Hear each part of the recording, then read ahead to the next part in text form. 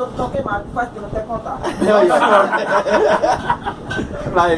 Se faz pena até contar é que você andou descobrindo uma coisa que não era sua, até você não gosta de mulher com roupa, você nem gosta de mulher nua, agora você já fez tua rima, essa cachaça aqui é tua. Aí, ó. Já que não tinha nada a dizer, eu boto na goela e deixo descer. Agora eu vou falar pra você. Você não joga peteca, você é um homem também que não gosta de brincar com boneca, mas tem fé em Deus que você vai sentar no colo desse careca. É desse aqui, porra.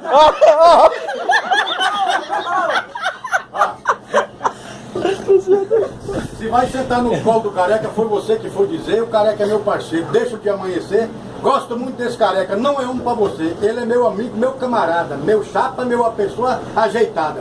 Ele não serve pra você, porque ele é um cara decente, um cara meio preparado, enquanto um homem desse aí é um bom demais, você é um cara meio viado. Você não vem falar as coisas porque ele não gosta de raposa. Você não sabe de nada. Você não sabe de nada porque eu gosto de saber das coisas. E vamos lá nós dois vadiar. Quem nasceu pra ser tatu só aprendeu a cavacar. Você vai sentar no colo do careca e no colo desse gambá. Eu tô levando vantagem porque eu sou careca. Agora vai lascar o careca. Lasca o careca agora pra fechar.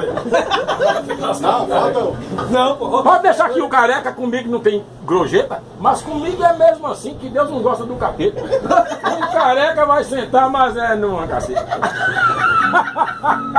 Aí você pegou pesado, pô. É você, velho. Vou. Quem vai beber a dose agora?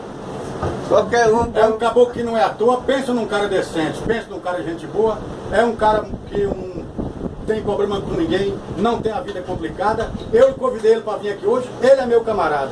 E eu só trago aqui do bar do meu amigo Luciano, um caboclo de gente boa. Chegou a vez de tomar sua dose que eu tô falando de Lagoa. Aí, ó.